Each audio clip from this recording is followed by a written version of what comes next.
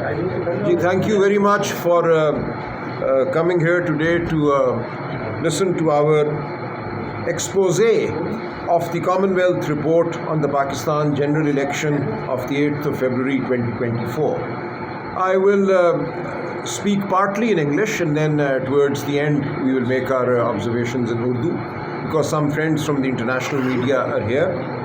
And it's important that what happened in Pakistan, and which has now been affirmed by an international body of high standing, should reach across the globe.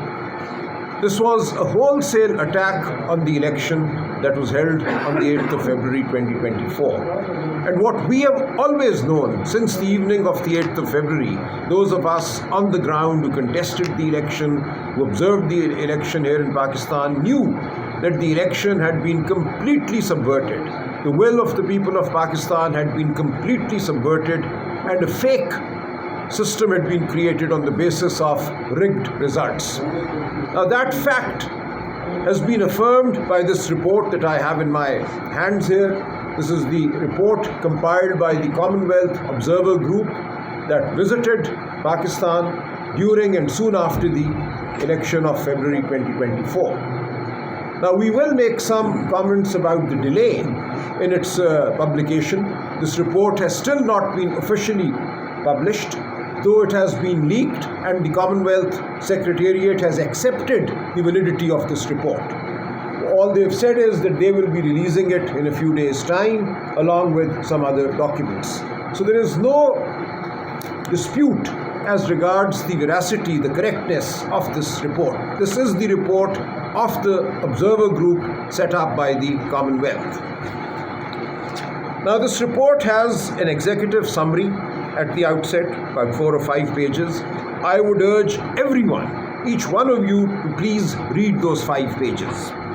They present in a crux the assault that was carried out on the election of the 8th of February 2024. So for instance, here in the executive summary, they describe the legal environment in the days and weeks leading up to the election.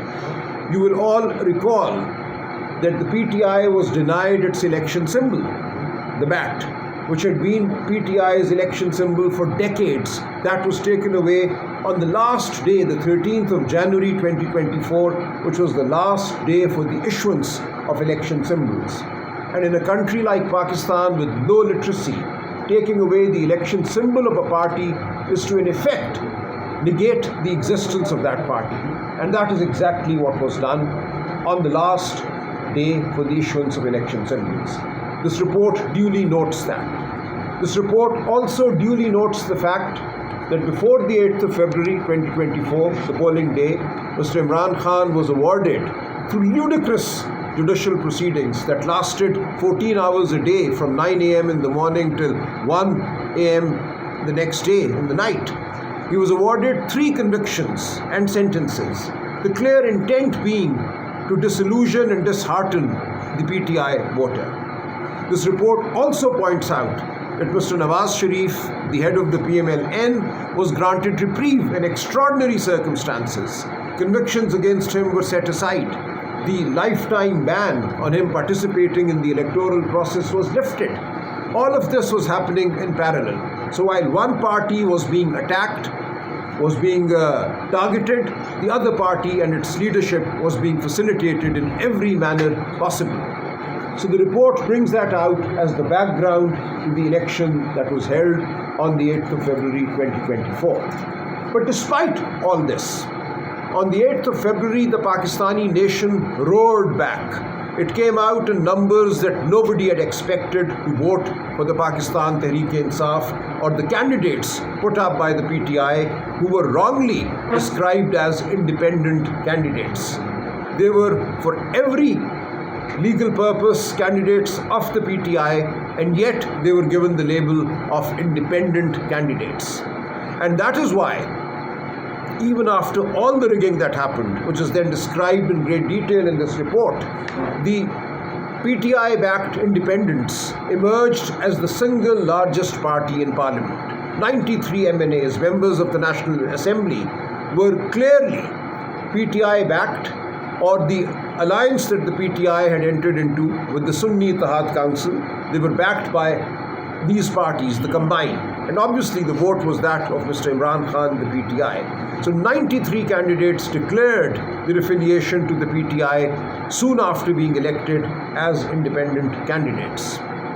That is also brought out. But the fact that the total number of the PTI-backed candidates should have been not 193 but 193 or thereabouts is brought out in several passages, several portions of this report.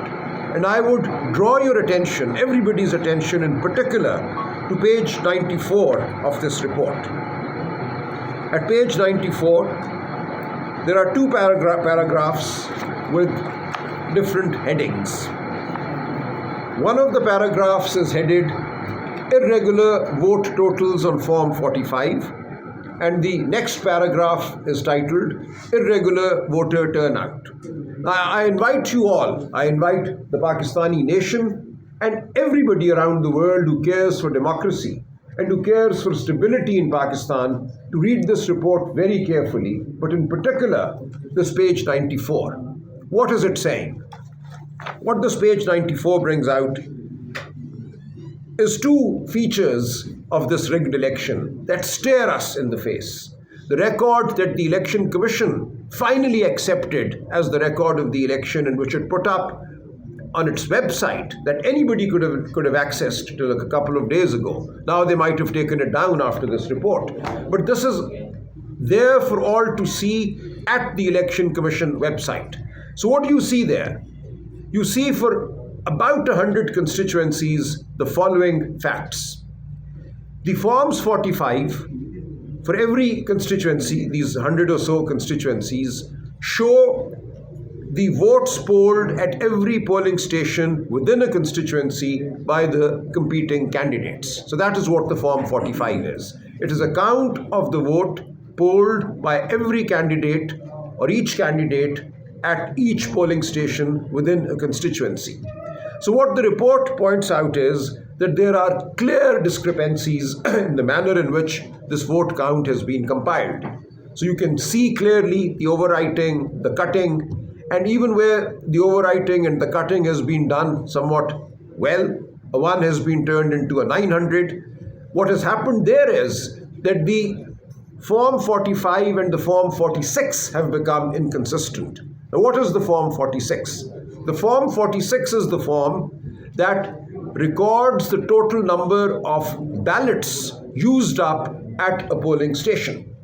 So normally, in a fair election, the aggregate vote count displayed by the Form 45 should be equal to the number of ballot papers used at a particular polling station. There can be a slight discrepancy of 1 or 2, 3 votes that got for some reason rejected, or ballot papers that got spoiled.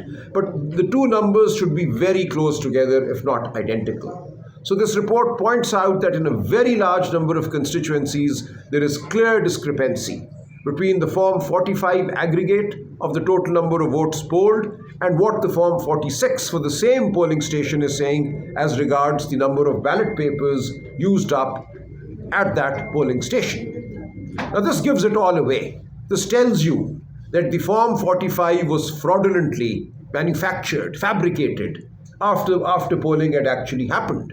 So during polling, the presiding officer kept a record, kept a count of the number of ballot papers handed out, used at that polling station. That count is there in the Form 46. But when you look at the final rigged result contained in the Form 45, the two don't match.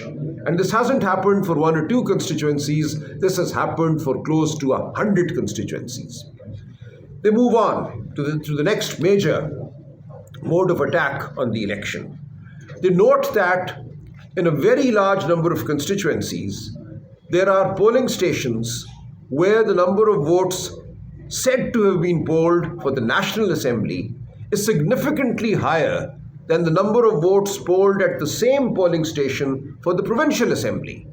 Now you all know, when you walk into a polling station, every voter is handed 2 ballot papers.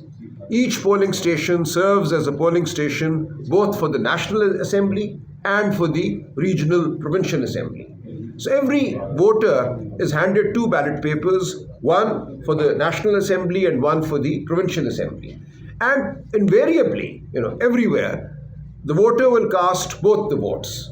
So when you look at polling stations in general, you discover, and they've noted this, that the number of votes polled at a particular polling station for the National Assembly is identical to the number of votes polled at that polling station for the Provincial Assembly.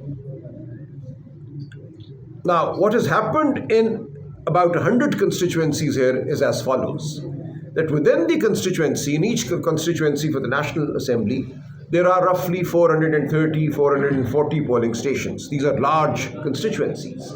So in these constituencies, they've noticed that out of, let us say, the 436 polling stations, the number of votes polled for the National Assembly and the number of votes polled for the Provincial Assembly are identical at 300 polling stations. But then you have 136 polling stations where the number of votes polled for the National Assembly display a turnout at that polling station of 90% or above, 95%. But at the same polling station, the turnout for the Provincial Assembly is 39%, 38%. Now this is absurd. So for 300 polling stations in the same constituency, the turnout for the National Assembly and the turnout for the Provincial Assembly is identical. But for 136 polling stations, the turnout for the National Assembly is 95% and the turnout for the Provincial Assembly is 39%. That is the kind of discrepancy. You just need to look at these results and you can tell immediately that these 100 constituencies were attacked. Fake votes were recorded for the National Assembly, where the intent was to deprive the PTI of its overwhelming landslide, 2/3 majority in the National Assembly. You see this ridiculous record. So the Commonwealth report has brought this out very well. And this is now there for anybody to go and verify with the record posted by the Election Commission at its website. This completely denudes this election of any legitimacy, any credibility. The government that has been created since then is a government without the mandate of the people.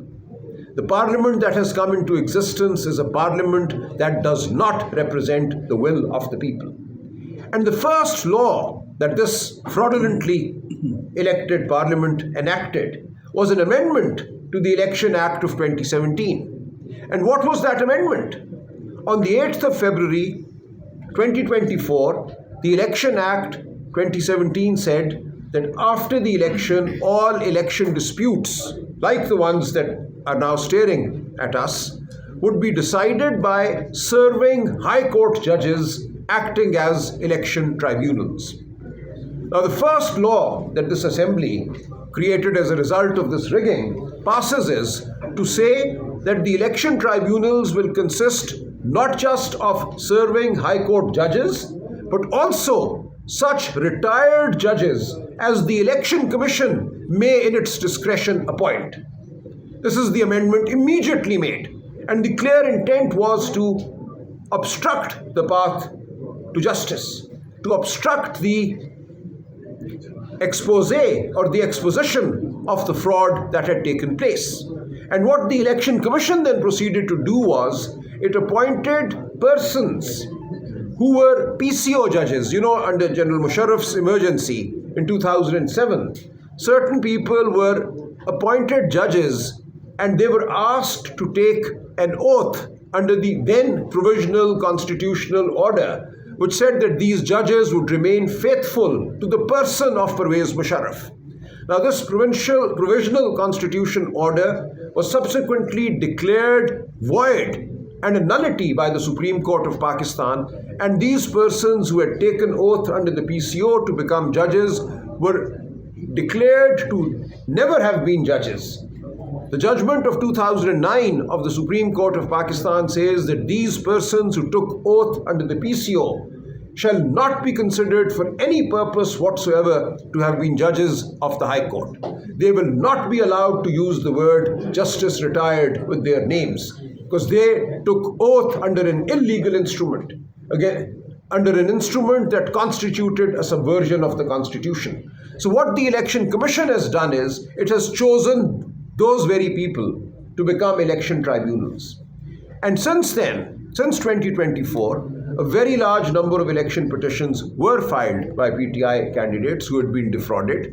Those petitions have either not progressed, particularly in the province of Punjab, but also in Karachi, where the record shows PTI won 20 out of 21 National Assembly seats in Karachi. And this report points out that one of the seats taken away from the PTI and given to the Jamaat-e-Islami, Hafiz Naeem-ur-Rahman, on that seat, Hafiz Naeem-ur-Rahman conceded that this was a rigged election and he had in fact not won that election, and he refused to take oath for the National Assembly even though the Election Commission had declared him a returned candidate. So what the Commonwealth report is pointing out is that the fraud was so obvious and pervasive that nobody really could have gone along with it in good conscience. And people with the slightest level of good conscience, like Hafiz Naeem of the Jamaat-e-Islami, refused to accept this election even though the rigged result was in his favor. So this has all come out in this report. Now, the question that arises with respect to this report and with respect to the conduct of the Commonwealth is the suppression of this report. We have now documents available, and this report testifies to the fact that it was completed, signed by each one of the 15 members of the election observation group set up by the Commonwealth on the 20th of November 2024. And it was handed over to the Commonwealth Secretariat.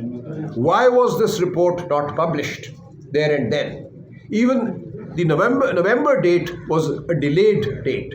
Normally, Commonwealth election observation reports are created and published within 3 to 4 months. I'll give you some data. I'll give you data in a moment. So here, the election happened in February of 2024. The report was compiled in November, was completed in November of 2024. And they say they handed it over to the government. Why was this report only handed over to the fraudulently elected government? It is the responsibility, the duty of the Commonwealth to publish this report for all to examine. So they sat on this report and they're still sitting on this report. This has been leaked and they have now been forced to accept that this is indeed the report that the Commonwealth Election Group had prepared. So we raised that question, and I was noticing today in the UK press, this question has been raised. The Daily Telegraph today has run a story on this. This is a scandal in its own right. The Commonwealth sitting on a report that discloses such pervasive election rigging that completely denudes the authority, the legitimacy of Parliament and of government in Pakistan. And yet, despite this report having been completed, the Commonwealth has till now not officially released this report. So we ask why. Now, the data that I've been able to pull out somewhat quickly today, and since yesterday, reveals that there was an election report prepared by a Commonwealth observation group with respect to the elections in Trinidad and Tobago on the 28th of April 2025. That report was, the final report was published within 4 months. So the election took place on the 28th of April 2025. The report was published within 4 months. Similarly, there was a presidential election in Sri Lanka on the 21st of September 2024. That report was published within 2 months. Then there was a general election in Ghana on the 7th of December 2024. That report was published by the Commonwealth within 3 months. So the question then arises, why was this report treated in an unprecedented manner? This has never happened in the 70-year history of the Commonwealth, that an election observation group consisting of independent individuals of very high repute and standing should be allowed to gather dust for now nearly 2 years, in fact more than 2 years. So this raises suspicion, this raises questions, and we hope the Commonwealth Institute will make amends, will review its conduct, and will come out and apologize to the Commonwealth, to the citizens of the entire Commonwealth, and to the citizens of Pakistan for sitting on this report that is of such vital importance. And we call upon the European Union, the EU, to also release the report that they have prepared. So there is a report prepared by the EU which has also been submitted to the government of Pakistan. Why are these reports being held from the people of Pakistan? We call upon the so-called government of Pakistan to release these reports as well. This is the right of the people of Pakistan to know what happened, what was done to their mandate. Article 19A of the Constitution of Pakistan makes information a fundamental right of every Pakistani. This is vital information which is lying with the state of Pakistan, with the government, the so-called government of Pakistan, and is being withheld from the people of Pakistan. So this is where we are today. So the PTI has consistently put its case to the people of Pakistan. And the people of Pakistan have all along known what their mandate was, who they voted for, and how that mandate was stolen. This was the most egregious assault on the electoral process in the history of Pakistan. And yet, the so-called government carries on. And yet it seems it has the support of international institutions like the Commonwealth that are playing an active part in suppressing reality and suppressing the truth. So we ask all international observers who observed the election, in particular the Commonwealth and the EU, to not sit on these reports. We call upon the state of Pakistan, all authorities within the state of Pakistan, to confront reality, to confront the truth. Let the people of Pakistan know what the truth is. And this is a truth that they voted for. They know what the truth is. I see young people every day who come to me crying, people who are 20 years old, 21 years old, who had voted for the first time on the 8th of February 2024. And they come and say, why was my vote stolen? This is a disillusioned generation that you are creating. Young people who had participated in the democratic process with vigor, with zeal, and you have denied them their dreams. You have denied them their agency. You are saying to these young people of Pakistan and the not so young that they don't matter. Their voice does not matter. Their vote does not matter. This is a most serious assault on decency in Pakistan, on the relationship between the people of Pakistan and the state of Pakistan. You cannot run a fake government. You cannot run a government on the basis of a stolen mandate and keep a relationship with the people of Pakistan. And we're seeing the consequences of that, how the people of Pakistan have been left helpless in the wake of the recent floods. We've been all over Punjab, all over the affected areas of Sindh, and the state is absent. A heartless state, a state that has no real relationship with the people of Pakistan, has abandoned the people of Pakistan. So I place this report before you all, and through you, I place this report before the international community and the people of Pakistan. Now, if I may, I'll say a few words in Urdu.